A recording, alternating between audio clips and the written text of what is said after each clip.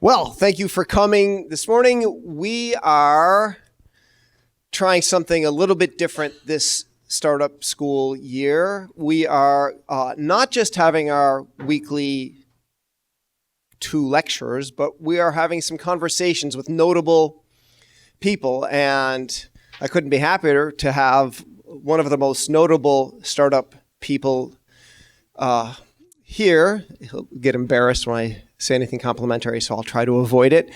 Paul Graham, my friend and the founder of Y Combinator back in 2005. And we're just going to talk, and hopefully it won't be boring. Paul. Yes, Geoff. So you and I got to know each other, strangely, at it was kind of a startup at the time, Yahoo, back in the late 90s. 98.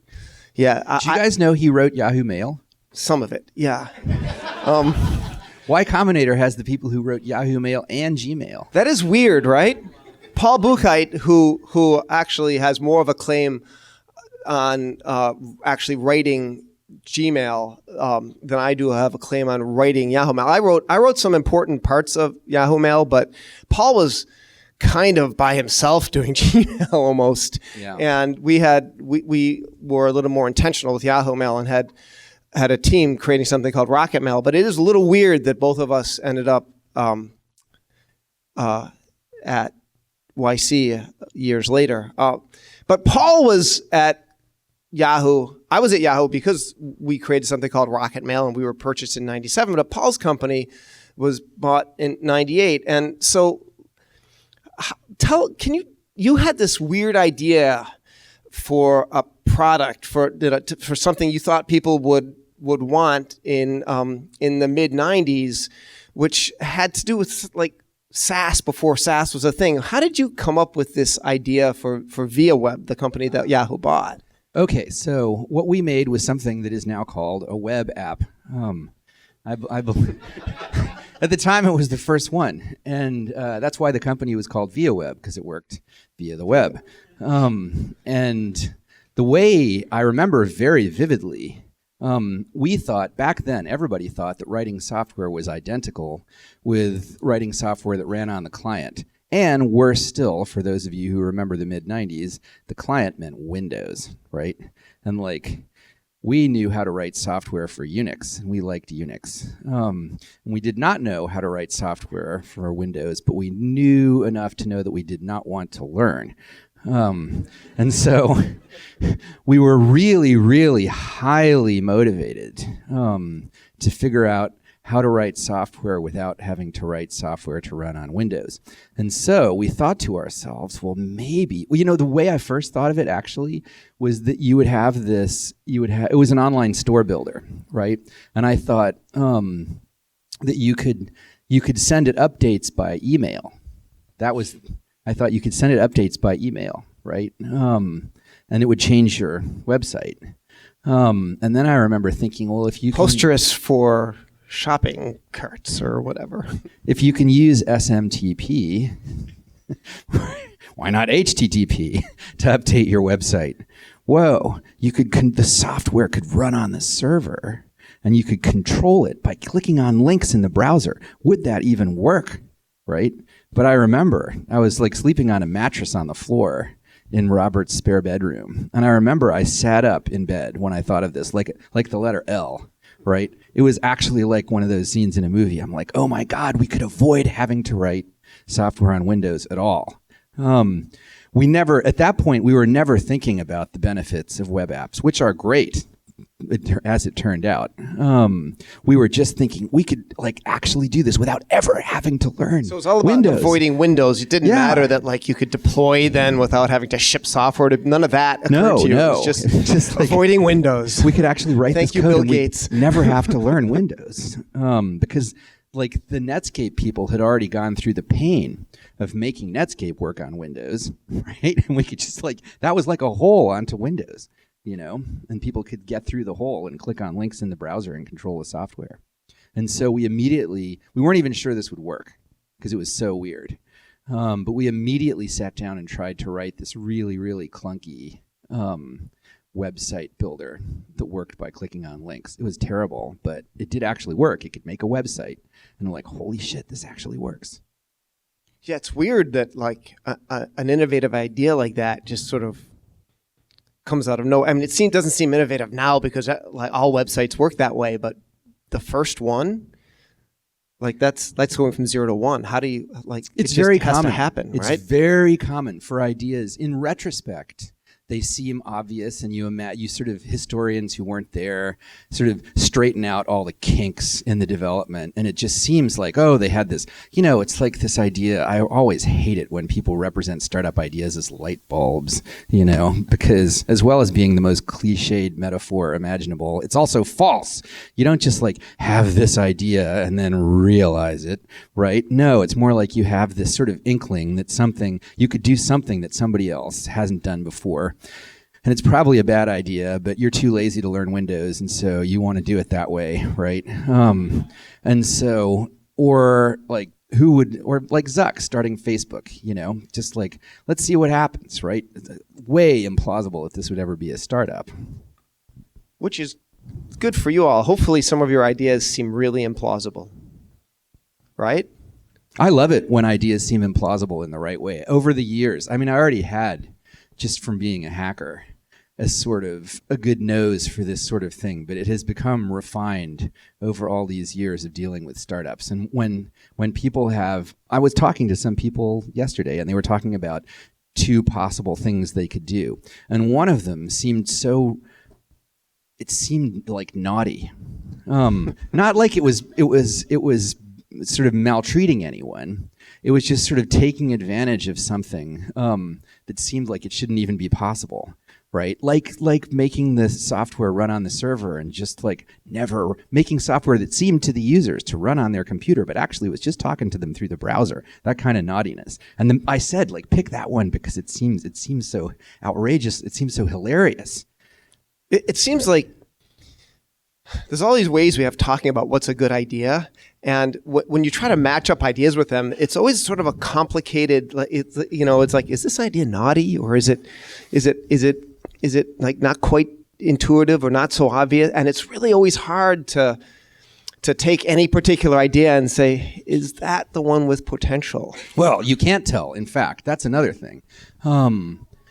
It's not just that. The outcomes of startups are hard to predict. I think to some degree they're actually indeterminate. There's a huge amount of luck involved, and so I think even if Y Combinator were as good at picking startups as you could possibly get, I mean, in fact, you have like 150 startups per batch, of which maybe 5 will become giant or something like that. Hopefully 5. That would be good. Yeah, well, it depends on your definition of giant, right? It's a power law distribution. More like, if for some definitions of giant, one every 5 any. batches. We'll take if 5 are any definition of giant, then we'll be happy. So, what was I saying? We're talking about the so indeterminacy of ideas. Even if you were able to pick perfectly, that doesn't mean you could get the batches down to only 5 startups. You'd probably have to pick 20, I think, even if you were perfect.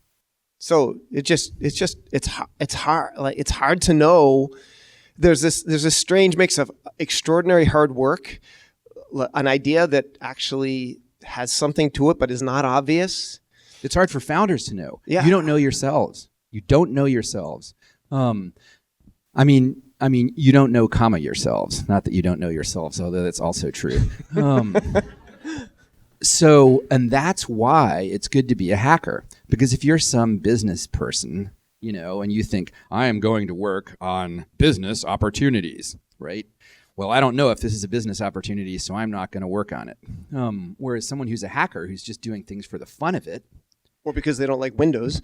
Right. Well, yeah, laziness too. Laziness is actually, in some cases, really helpful. Some kinds of laziness. I'm a little scared about this meme escaping into the wild. Right. Can't you just see? It's true. Like, they said laziness is good, he said from the sofa as he ate another donut.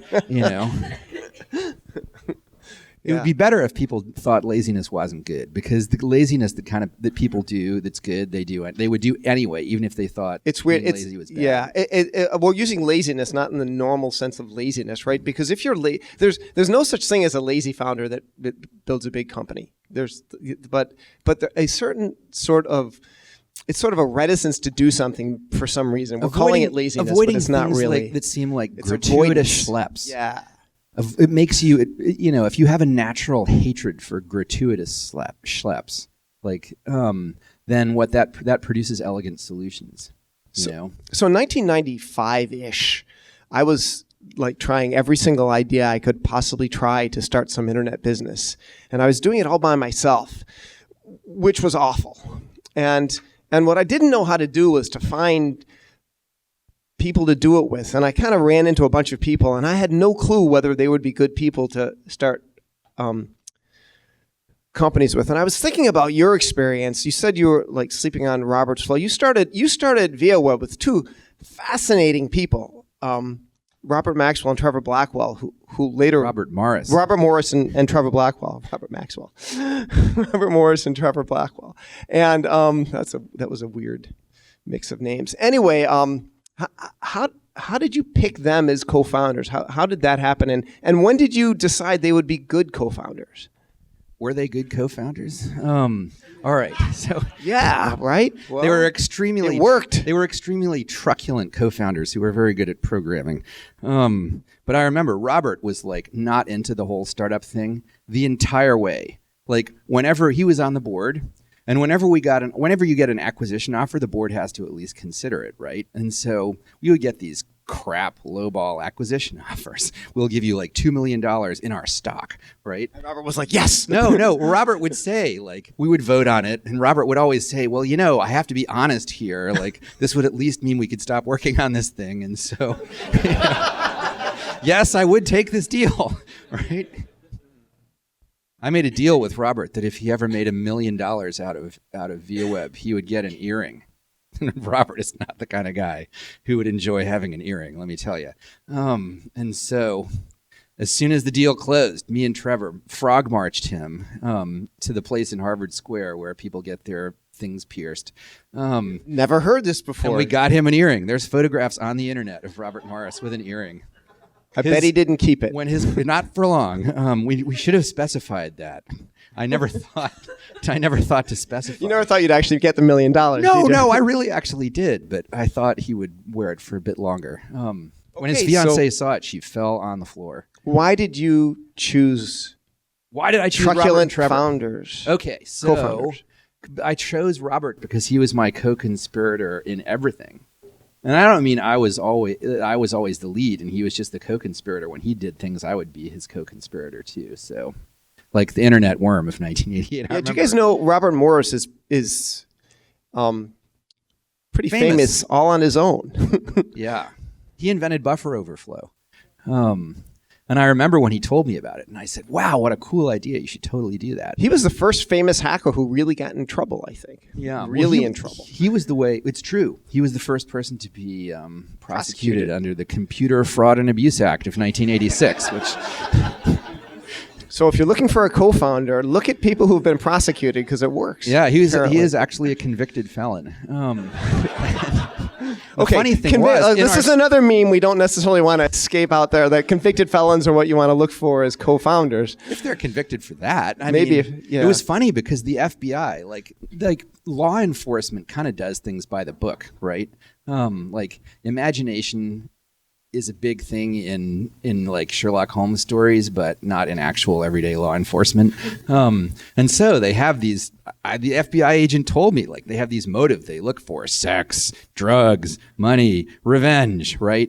And so, Robert did it out of curiosity, and that just, it was just not on the list, right?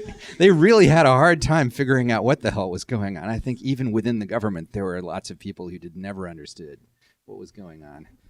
So back to Robert and Trevor, who Oh, so why did I pick Robert and Trevor? Yeah. So Robert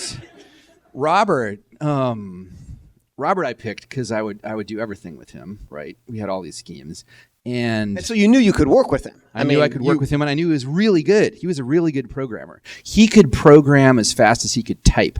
Of course, this was in C, which is a lot of very verbose language. But he could program as fast as he could type. He was amazing. He would, like, if he didn't like what the operating system would do, he would edit the source and recompile it, and then it would do what he wanted. So truculence aside, he was exceptional. Like when he showed up at Harvard, undergrads were only allowed to have accounts on like the official undergrad computing system off in the science center, and there were all these real computers in the CS department in the Aiken lab, and so they wouldn't give him an account there, and so he just walked up to a machine, switched it to single user with him as the super user, gave himself an account, and then switched it back. Right? He was curious. Yeah. Well, he also wanted accounts on the right machines. He got kicked. This whole thing will be about Robert. Robert's such an interesting character. I shouldn't talk about this. He may be more interesting than anything else we can talk about. He got kicked out of Harvard as an undergrad for reconnecting Harvard to the internet. Harvard had been one of the early internet nodes. Doesn't that sound funny to like get in trouble for disconnecting a school from the internet? No, connecting it. For connecting a school to the internet? Okay. Where were we? We're still trying to figure out why the heck you chose Robert and Trevor. I should tell you, though, about how he reconnected. Tell us about the disconnecting. I'll make it really fast. No, it's okay. So we have all day. We don't, do we? No, we don't. Okay, how long do we have? We have enough time. We have the same watch. More or less. Robert. Okay, he Harvard connected. was one of the very early internet nodes, and by the time Robert arrived as an undergrad, the connection had died from bit decay, and like no one noticed. Right? That's how unimportant the internet was back then, or rather ARPANET as it was then called. Yeah, barely an internet. Right. And so RTM spent one whole semester working on getting Harvard reconnected to the RTM internet. Is Robert's. Yes, Robert. And he didn't do any work for any of his classes, and he got such bad grades he got kicked out for a year. So we actually used that later as a recruiting technique because we knew because there might be other people who got kicked out for spending all their time on some project. And so we actually went around Harvard and posted up this poster saying, "Did you get kicked out for working on some project of your own? We'd like to hire you." I think there's probably something. And we got a really good programmer that way. There's probably something. He made tons of money off of options because we got acquired during the year, right? And he enjoyed life out of school so much. I don't think he went back until he was 25.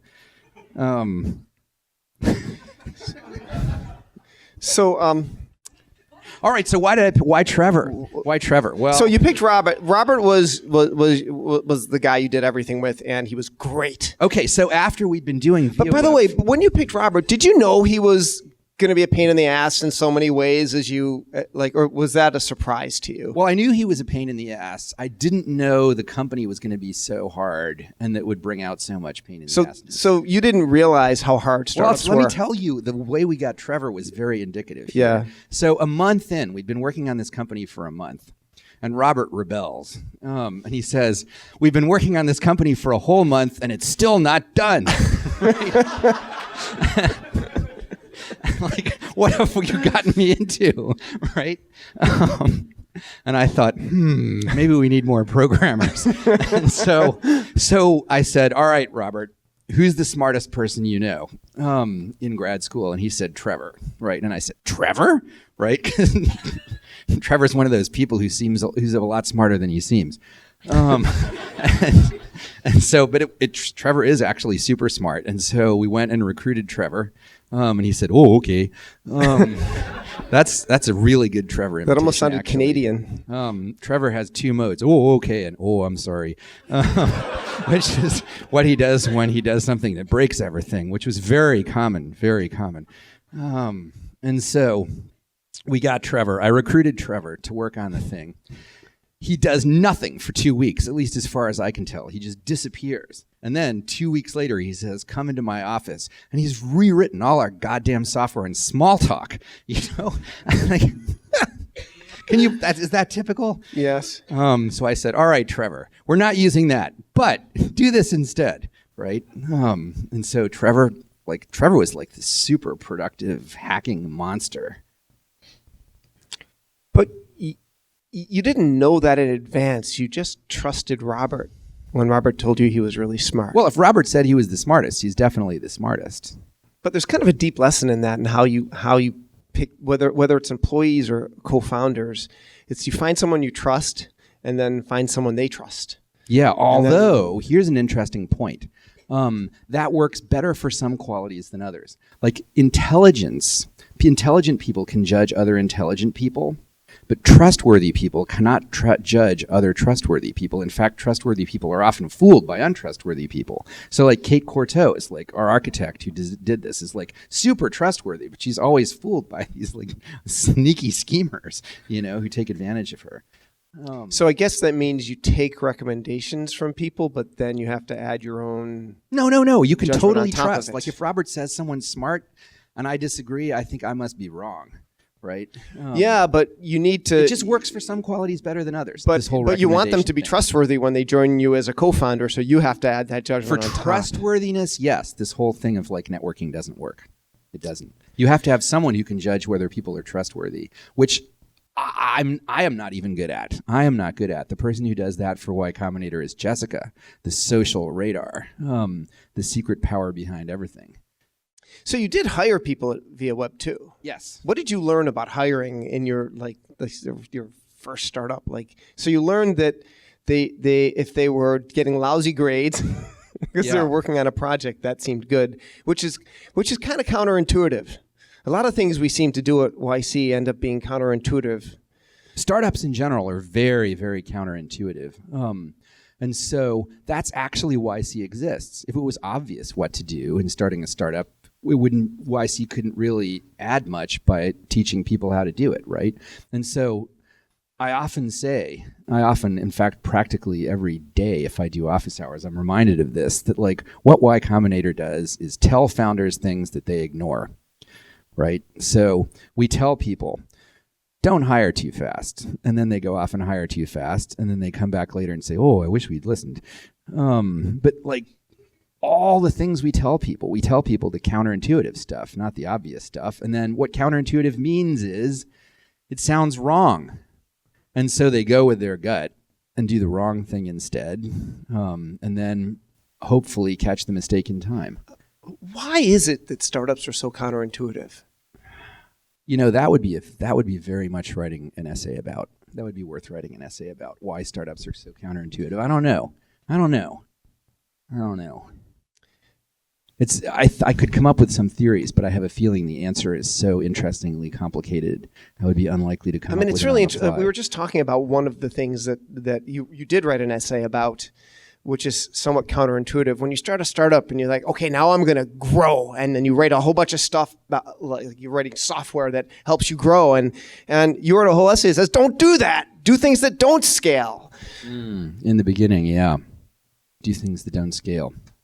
Because growth is measured. Well, maybe you can start by saying what it means to do things that don't scale, because I don't know if you guys have read this essay. You have not all read? I'm sure you've all read all of Paul's essay, but this is actually very important because most of you all have early startups. And when you do an early startup, it's become our mantra YC, and I've seen it again and again. You should not try to do too much in the beginning. You should do things that don't scale. Well, what doing things that don't scale means specifically is doing things in a sort of handmade, artisanal, painstaking way that you feel like, yeah, it would be great if you could do things that way forever. But you're in the back of your mind, you think to yourself, well, there's no way we could keep doing this and become giant, right? And what do things that don't scale means is do those things early on anyway, because if you don't do them, you'll never be big so you got nothing to lose. And also you learn a lot from it. You learn a lot. And so I discovered a lot of these things that we teach startups at Y Combinator, or you teach startups at Y Combinator. I'm retired. I don't know if you know that. But a lot of things you guys teach startups are things that I hit myself and didn't realize that they were actually common startup lessons.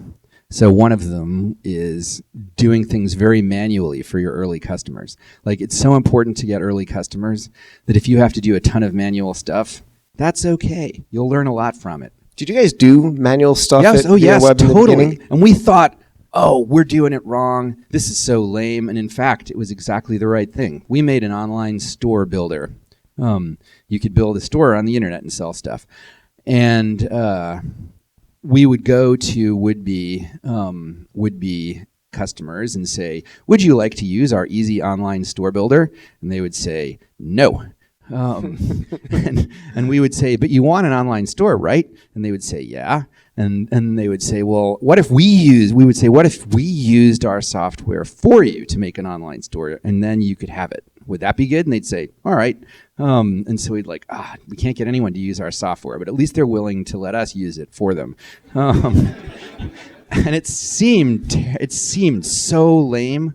I learned so much shit about like direct marketing, as it turns out it's called. We were members of the DMA, the Direct Marketing Association. That's what, in every business. Card-carrying member of the DMA. We were.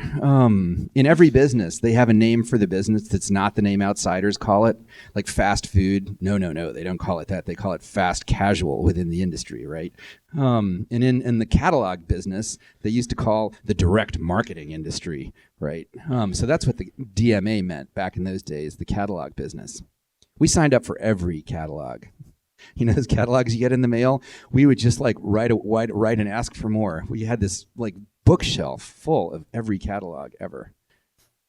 Yeah, it seems like almost like if you were building a new search engine, what you ought to do is have your box out there and then just take all the searches manually and like get results and throw them out there and see what happens. I'm trying to think what we did for mail that was manual in the beginning. We had sort of a manual ad server. Like, we didn't really have ad serving technology. We just throw I wrote it, so it wasn't really good. And we would just throw them in there.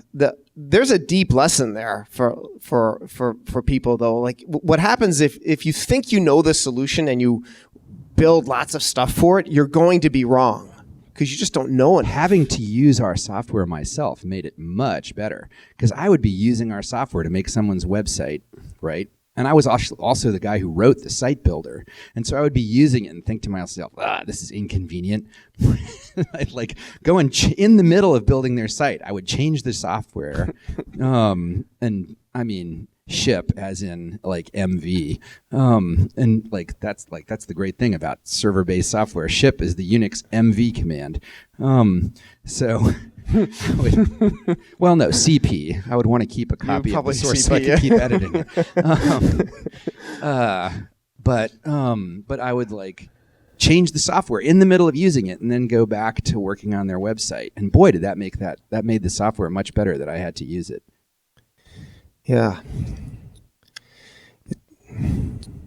So picking co-founders, you want to pick the best people who you can somehow believe are trustworthy. It's probably helpful for a lot of people. I think a lot of people taking the class are sole founders now. Yeah. Why is it that sole founders, that being a sole founder is so difficult? Wow. There's so many different reasons. Like, I think the hardest part is morale.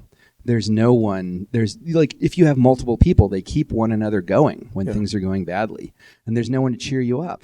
That's what was hard for me. I remember in 95, I'd be like, I know this internet thing's going to be real, but damn. Oh, so you were a sole founder? Yeah. Yeah. That's why his hair is grayer than mine.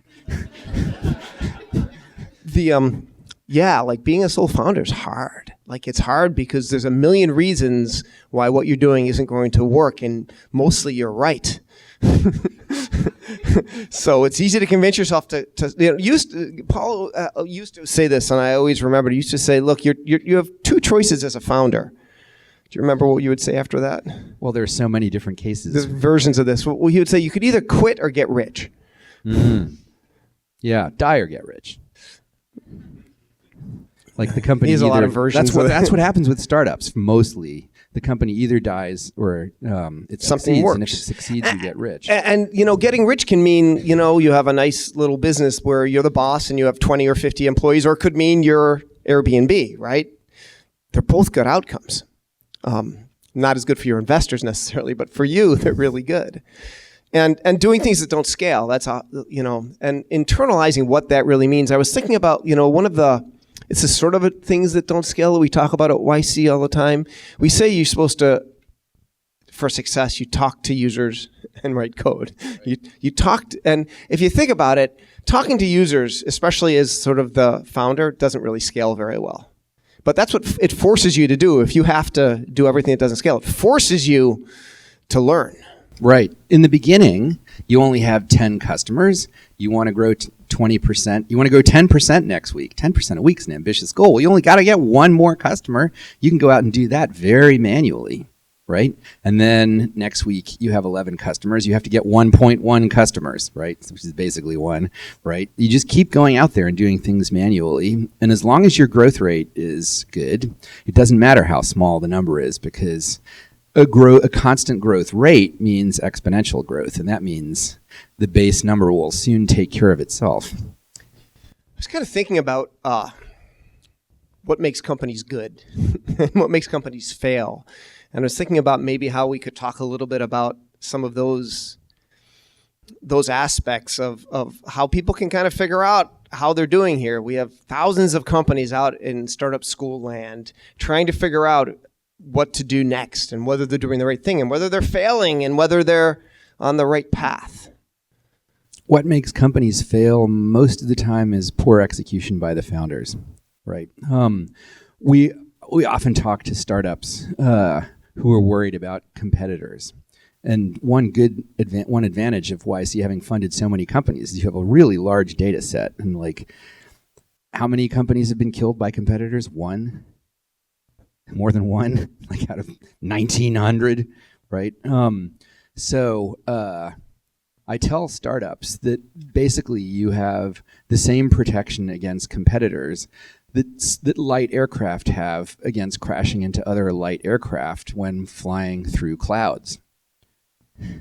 You know what the protection is? Space is large. Right? Those little Cessnas don't have any radar in them. You can't see in clouds. This falls under the rubric of counterintuitive advice, because one of the things that happens all the time is people come up to me and say, "Oh my God, there's another new company. What should I, that's in exactly my space. What should I do?" Right. And it's sort of like if you're running the 100 meters, right, and suddenly there appears another lane with another runner in it. What should you do? Run as fast as you can, just like you presumably were, right? If they're better than you, they'll win. And if not, then you'll win. And that's a good reminder. Could everyone please silence your phones if you haven't already? What else? Like one of the things we do a lot is try to judge, right? Companies and founders and pick who's going to succeed, and you guys are doing the same thing, except you're trying to pick yourselves, hopefully. What is it that makes startups succeed? That makes startups succeed. Well, you have to start with a good founding team, ideally, not just one person. That's my question. You can do it with one person. Well, I couldn't. I ended up having to join other people. I actually think the vast majority. That was not Rocket Mail that you were. No, I was. There's no way. Like I couldn't do it. I'm not built that way. I think most people aren't built that way. That's my questions about Robert and Trevor. That it's just so difficult. I would not try and start a startup with myself as the founder. I don't think I could do it. Yeah, it's lonely enough anyway. You think you can, but I couldn't. So, you need a good, solid founding team who know one another well and who can work together. Just pause there. Like, knowing one another well, why does that even matter? Because what happens in a startup will shake your relationship. If there's any sort of flakiness or uncertainty or disloyalty or whatever, like lingering in there, it will emerge under the stresses of a startup. Yeah. It's like a marriage, only harder. You spend more time with that person. There's other differences. There's potentially, yeah. Okay, so you get a good founding team. You get someone who you can stand stress with. So there's two categories of stuff. There's two categories of answers we could give here. Like there's the answer you give to investors about how to pick startups, and then there's like only a subset of that is useful to founders, right?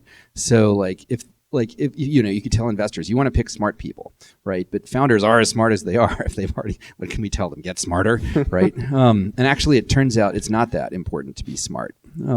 It's much more important to be determined. If you imagine this hypothetical person who's like 100 out of 100 for smart and 100 out of 100 for determination, right? And then you start taking away determination. You know, it doesn't take very long before you have this sort of ineffectual but brilliant person. Whereas if you take someone who's like super determined and you start taking away smartness bit by bit, I mean, eventually you get to some guy who owns a lot of taxi medallions, but he's still rich, right? Or like a trash hauling business or something like that. But like you can take away a lot of smart.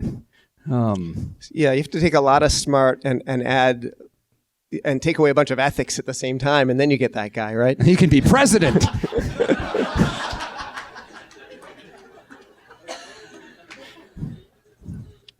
Yeah, I've been thinking about like who thought that Trump would actually teach an important lesson? Yeah, for startups.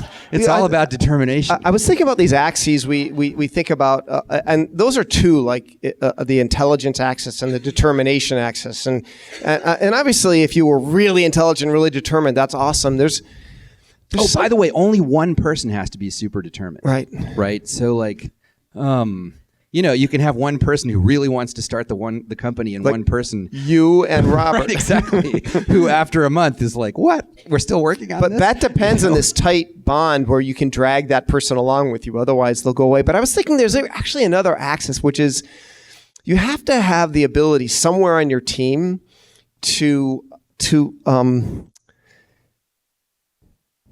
project, to think up, because your idea is going to suck. And then it'll suck less and less. And so you have to have the ability to think, where should we like to navigate? Like you have to have some sort of creativity that allows you to like make the right choices. No, actually you might not have to be that creative. If you care enough about users, you can just follow what will make users happy the way a scientist follows the truth. And eventually, without much thinking on your part, the need to grow will give you this product idea that's actually the product that's the result of evolution. So maybe you're either sort of Steve Jobs and can intuit what customers need, or you just have to have the skill of actually talking to customers and understanding what they're saying, which isn't always obvious. Well, you know, Steve Jobs' trick was he satisfied users too, except he was the user. It's like, I don't want to have any phone jack anymore, so no more phone jacks for anybody, right? And maybe he was just lucky that his desires were generic enough that it was true for everybody. Yeah. He was living in the future. Yeah, except like he didn't really like the internet except for reading the New York Times, so he never really got that right. Interesting. Didn't you work? You worked at Apple at one point after you got bought. I did for 6 months. What was it like? What was Steve like? Could you tell from where you were in Apple what Steve was like? Yeah, I got to talk to him a few times. He's different. Tell us how. Are there useful lessons you can learn from him, or is he a one-off? I wouldn't presume. I only met with him a handful of times, and I wouldn't presume to know too much about him. Yeah, but you had a lot of indirect evidence and stories and stuff like that. Yeah. Like, do you ever see founders at YC? You think to yourself, "Ooh, this is like Steve Jobs." Yeah, I don't think we'd fund a Steve Jobs at YC. Well, that's not good. Yeah. And the reason is, especially when Steve Jobs was starting off, he was an asshole. Oh, I think actually you would fund him because Steve Jobs would make you fund him. Maybe, right? Maybe we try to avoid people who seem like they're assholes, and I think and It's like you wrote a whole essay on being nice. Yeah. The Ronco principle, right? There's a couple. One is about that. Being nice. There's also one called Be Good. Be good, right? And I don't think he would have passed the test, especially when he was younger.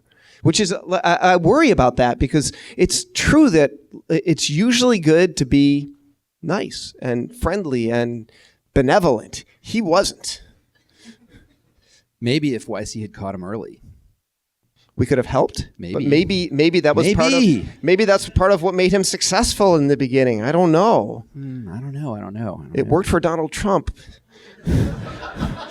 Donald Trump. Did it? That's a different kind of business. That's a bad example, right? Yeah. This is another meme we should avoid. No, well, like in business, determination matters more. But like business is not identical with startups. I want to leave these guys some time to ask questions, but I want what are they going to get wrong? What mistakes will these people make that maybe hearing them might help? It probably won't because you won't listen, but. Yeah. What you will get wrong is that you will not pay enough attention to users. You will make up some idea in your own head that you will call your vision. And then you will spend a lot of time thinking about your vision in a cafe by yourself and build some elaborate thing without going and talking to users because that's doing sales, which is a pain in the ass, and they might say no. And you'd be way better off finding anyone who has a problem that they will pay you to fix and fixing it, and then seeing if you can find more people like that. Best case is if you yourself have the problem, right? But you will not ship fast enough because you don't want to face you're embarrassed to ship something unfinished, and you don't want to face the likely feedback that you will get from shipping. It's humbling and humiliating when they tell you how shitty what you built actually is, right? But that's the only way you get it better. Yeah. So you will shrink from contact with the real world or contact with your users. That's the mistake you will make. Yeah, there's a Paul Grahamism in there, which is all around launching fast, launching before you're ready. I sometimes tell people the story of... It's Reid Hoffman, actually, who harped on that one early, not me. I think he said, if you're not embarrassed with what you launched with, then you launch too late. I remember when I was joining Y Combinator, and at the same time, this is not necessarily a good idea, launching Imagine K-12, this ed tech version of YC, and I came in to talk to Paul, and he's like, "So, how's it going with Imagine K-12?" Because he helped out a lot, and I said, "Oh, it's going well." I think it was probably called something else at that point. Well, no. It was by then he actually gave us the name Imagine K-12, and so it was called Imagine K-12, and it's like, when are you going to launch? And I was like, well, we're working on our PR plan, and we're finishing the software. So this was like, we're going to have a summer batch, and this was probably in February or something. And I said, so we have, probably in 6 weeks. He said, why don't you just launch? Why don't you just launch now? And I was like, damn, he just did it to me. And we did. We launched within a week. We launched, and so that is a mistake you'll make. You'll wait too long. You'll be embarrassed. We launched YC probably in less than a week of having the idea. Of course, launching it was merely posting a website, and we didn't have any software in the beginning. We just had this ASCII form that people would fill out and reply to us by email. The first couple batches, the applications were by email. We would print them out and pass them around amongst the partners, and we would all write grades on the top, like we were grading papers. And then we would sort this heap of papers, and that was the application process. Talking about doing things that don't scale. Try to do that with thousands of applications now, it would be harder. So we have lots of software that does that, because eventually you scale. Yeah. Eventually you build software when you learn what software you ought to be building. It'd be fun to spend a lot of more time talking about how YC got started, but I think rather than that, let's. How much time do you have left? we can probably go to around 12, and right. videos that get too long are like no one wants to watch anyway. So Okay. so we've already been going for about 40 minutes or so. So let's open it up to any questions you guys might have. Yeah. My question is about hiring co-founders. So in the complex piece is most likely you have a lot of very successful friends that might want to join you and you can work with them and doing something. But you're risking losing basically that person. And if you want to hire someone from the street who's a co-founder, who's technically savvy, then you might risk breaking the company later. So it's kind of like sometimes it's more risk. Actually, Are you saying that if you recruit your co-founders or your friends as co-founders, you might lose them as friends? I mean, I don't think that's a big danger. I don't think you have to. So worry the about question was, should I have my friends be co-founders and then maybe risk losing them as friends, or should I just take someone off the street where I don't have the risk of losing them as friends, but they might break my company? Was that your question? Did I get that right? I already answered it, dude. Come on, we got. Yeah, I just wanted to make sure they heard the question too, just because. Yeah, I repeated the question. Yes, go. How do you deal with different so I guess it's a two-part question. One is, how do you deal with different commitment levels between co-founders? And also, if you had to fire a co-founder, how would you go about it? How do you deal with different commitment levels of co-founders? And if you do have to fire a co-founder, what should you do? Okay, so the way you deal with different commitment levels is you ask yourself, would I rather have 30% of this person or 100% of some other person? And in my case, I would rather have like 10% of Robert Morris's brain than 100% of almost anybody else's. So it was an easy decision. How do you fire co-founders? In Y Combinator, the answer is you ask Carolyn Levy. Y Combinator there's so much experience with dealing with crap like firing co-founders, and like you just go and talk to them and they say, here, you do this and this and this, right? And it's probably online too, so you could Google it. Really? Has YC published how to fire co-founders? We have published. We've actually, if you look at some of the talks Carolyn has given and Kirsty, I'm pretty sure they've covered that particular issue. One way you deal with it, by the way, is making sure that someone has a little bit more stock. Perhaps it's usually better to have somewhat equal shares, but not completely equal. And if one person has 51% and the other person has 49%, then they can. You at least control. Don't get deadlocked. Yes. Yeah. So when you talk about launch, is launching to like private beta or a couple of people good enough, or do you have to just launch it to public? So what does launch really mean? It means you have actually. Okay, so the question is launching in a private beta to a few people good enough, or you have to launch to the general public? I will take launching in just a private beta to a couple people because that's closer to full launch than like just sitting thinking of your idea in a cafe. Yeah. Next. Yes. What do you think about the current the fundraising and project structure of the crypto projects, where a bunch of projects have maybe like overrates or basically the. Are you asking about ICOs? Yeah. What do you think about ICOs, Paul? I know nothing about this world. I've heard there's a huge amount of crypto money floating around. So like if there's money floating around, it's often a good idea for startups to try and get it. Beyond that, I don't know. But I will say, like, one of the things we've seen a lot at Y Combinator is it's not always right to raise too much money.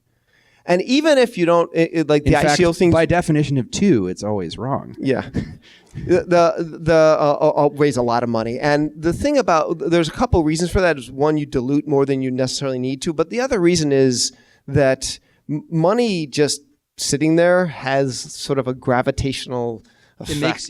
It makes you spend it fat. And it makes you do stupid things. So it's like there's companies that have raised $1 billion on ICOs, and I don't know if they'll ever have a real company. Or you get a bunch of LPs and raise $1 billion, and then you just hire so many more people than you actually need. Right. It's usually not equity though. It's usually not a. That's what I was saying. That's the difference with ICO. I get it, but just having $1 billion when you only barely have an idea is not necessarily like, Magic Leap raised $2.3 billion and they seem to have almost nothing. By the way, that is the trick for getting your question answered. I learned that a long time ago. You raise your hand as as people are finishing the preceding question, and I see that guy's hand over there. He knows the trick. Go ahead. What is it? What are your best tips for a great user interview? My best tips for a great user interview. Well, you want to figure out not just what they think is wrong, but what's actually wrong, like what's missing in their life, right? So just start talking to them, like say, what would you like to do? What would you like to be able to do that you can't? And they might just, they'll tend to give you an answer that's like a subset, right? If you were asking someone about email, they'd like to say, it's really important to me to be able to mark emails as unread, right? And like, what does it mean, unread? That whole unread thing is a sign that the whole inbox is being misused. It's what's really going on is it's a to-do list, and that's why you have to mark items as unread so they stay on your to-do list. And so you start asking them with what's wrong, and then you try and figure out what they really mean, what they're really getting at, which they themselves might not know. And then you start asking them, so what if you could do such and such? What if you could do such and such, right? So start by asking them questions about their life and then get hypothetical on them. Okay, we should ask someone on this side. Well, you've taken over, so you just keep calling them. You're doing great. You pick. Go ahead. All right. Right there in the way corner. Love it. This is actually kind of off one of the questions that somebody else asked earlier. So you talked about launching early, right? How do you justify the financial risk and turbulence because of launching a shitty product? How do you justify the financial risk of launching a shitty product? Or an early stage product or something half-baked, right? Okay, so the risk of launching early is not as great as the risk of launching late. It's not like there's only risk on one side, right? There's a risk of launching late too. So you got to have a rule of thumb about when to launch. And my rule of thumb, the way I have this phrase for it that didn't become as sticky as minimum viable product because it describes what the minimum viable product has. But it's a quantum of utility, right? Launch as soon as you have a quantum of utility, which means as soon as there's one person in the world who is glad that you launched because now they can do something that they couldn't do. If you have something that if you launched it, no one would be happy, then you're not ready to launch, right? As soon as there's at least somebody out there who would say, oh, here's this thing I can use because I can do X and before that I couldn't do it, then you should launch. As soon as you have a quantum of utility. It sounds like there's some utility function. Like if it makes too many people happy and like one person happy and like 100 really unhappy, maybe it's not ready. But if Paul Buchheit always says if you have 10 people who really love your product, that's a good place to be. Yeah, all you need is if there's 10 people who are super excited, totally launch. And nobody else cares. That is perfectly fine. That's great. Okay, yes. Can you talk about the difference between we always say build what customers want, versus build what customers need. So most of the time, the want may be very short-sighted, whereas the need may be deeper or want may have some unintended consequences. So how do you deal with building what they really need versus what they really want? Well, the danger of building, so the question is how do you decide between building what people need and building what people want, right? Well, the problem is what you really want to be doing is build something people will choose to use or buy or become your user or something like that. And so here's a counterexample to the whole need versus want thing. What people need is healthy food. What people buy is unhealthy food. So if you're a business, which one do you want to do, right? I mean, yeah, ideally, you want to make healthy food that also tastes good, right? But really, you can't push this too far.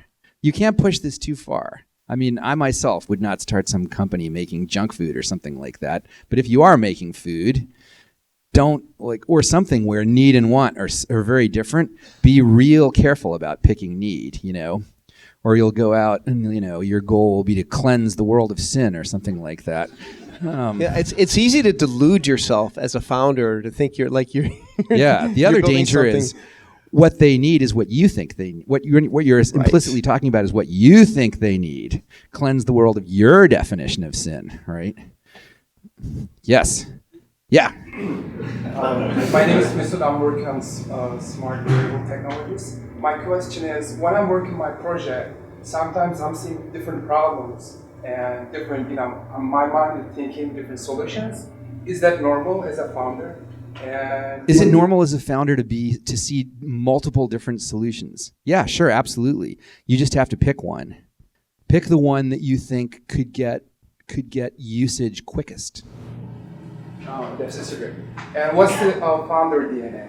What's the founder DNA? Explain founder DNA. Founder DNA. Founder's DNA. I mean, basically character and. You mean what makes someone a founder?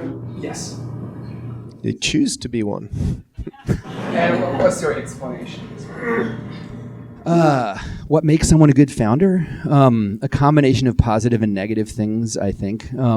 Positive things are things like determination and willingness to try new things. But then there may also be negative things, like if you are. I think if you have worked for a large company for 20 years, you might not be a founder unless you were forced to for visa reasons. Because if you were the kind of person that would make a good founder, you wouldn't be able to stand working for a large company for 20 years, right? And so actually we've noticed certain companies where the alumni of these companies tend to make bad founders. And it's because no one who would make a good founder could have stood working for these companies for very long. Okay, maybe we should pick one on this side. We'll take a few more questions. Go ahead. Okay. The question is pricing during launch. It's especially important to me because I have a successful offline business that I'm taking online. But the overall question for all of us is any strategies about pricing during launch? What do you price during launch? Well, you can probably guess. If you know your business, you know roughly what you should charge. So you should probably just go with whatever you guess. If you want to be more scientific about it, you could try talking to some potential users. Most of the time you have some sort of tame users who are actual users but are also friends of yours or something like that, or family, and you can ask them, tell me honestly, like, what would you actually pay for this, right? You can always change your prices later, though. If you want to lower your prices, no one's going to complain. And if you want to raise your prices, you just grandfather your existing users, which, if you have exponential growth, will always be a tiny subset of your total users, and then no one will complain about that either. So don't sweat about it too much. One way I think about that is it just seems like in the beginning, what you need more than anything is customers. And you want them to pay, so you need to pick a price that gets you customers. So you'll learn so much from those customers, and Definitely you can don't change overcharge. later, right? Don't lose Get users customers. over price. Yeah, because in the beginning you just want growth. Because the customers teach you. The first customers don't just give you money; they teach you. All right, 2 more questions.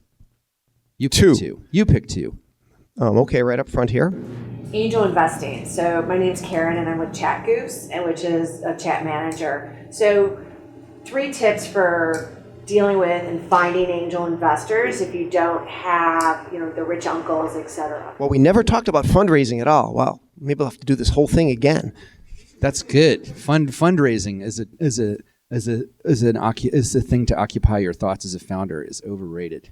It's better not to be spending all your time thinking about fundraising. And we come to it much later in the class, so we don't need to. All right. So the question was how to find angel investors. Well, that's the thing. I'm particularly ill-suited to answering that question because Y Combinator is like this machine for funneling angel investors into all the startups that it accepts. So, like, how do you find angel investors if you don't? It's like asking a pilot how to, walk along a track on the ground.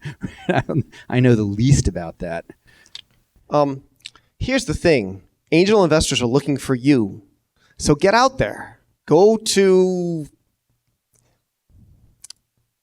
I don't know. Well, there's lots of startup events. The angels like they're not necessarily good angels, but angels are out there looking. And the best way to actually meet angels is to get one to invest in you and then to introduce you to people they know. Actually, I know the answer to this. I know the answer. Find people who work at startups and ask them to introduce you to their investors. That's the way to do it. That's a good answer. Okay, last question, Paul. You get to choose. Maybe from this side. Right there. It's a trend in the valley where companies are starting to hire people without college degrees. Are you guys thinking of going after high school students to fund? Is YC thinking of going after high school students to fund? Well, I don't know, because I don't think on behalf of YC anymore, but you better not be, because that would be an evil thing to do. There are plenty of high school students who could start successful startups, but they shouldn't. Just because you could start a successful startup doesn't mean you should. Because if you start a successful startup, like that means like the footloose and fancy free days of your life are over, right? That like you're working for that company. We have funded kids in high school, but only because they're already going. Like it's that we're not encouraging. Like I agree. Like to go to high school and encourage kids to like do this incredibly hard thing instead of having fun and like being kids, that's awful. I actually think that it's premature optimization too, right? What you should be doing when you're in high school and even college is you should be figuring out what the options are, right. Not picking one option and running with it, right? And it just turns out that usually people who are in school and stop to start companies, it's like, there are dropouts from Harvard. We know the classic examples. But if you drop out and just go do it and you're on a path, that's one thing. But most people, they're dabbling and they have a fallback. And that's not a good way to be a startup founder. You have to be 100% committed. And so we'll fund people in college, maybe even high school, if they're already clearly 100% committed. Otherwise, no, whatever trend. I think that trend you're talking about is that you graduate from high school and why bother getting a college degree because you're already a fantastic hacker. So I'm going to hire you. And if that person wants to enter the professional workforce, well, that's great. I don't know. I don't think it would have been good for me. It wouldn't have been good for me either, but to go off and start some startup. I do think between 18 and 22, you grow a lot as a human being who's human and humane. And it's not clear what society will turn into if all those folks enter the workforce. It's good to mess around and do a whole bunch of different things in your early 20s. If you can afford it, yeah. Whether this messing around and doing a whole bunch of things takes the form of college or something else. Just don't be careful because starting a startup is like catching a dragon by the tail if it works. Right? Be careful at what point in your life you do that. Paul, thank you very much for coming in. Thank you, Geoff.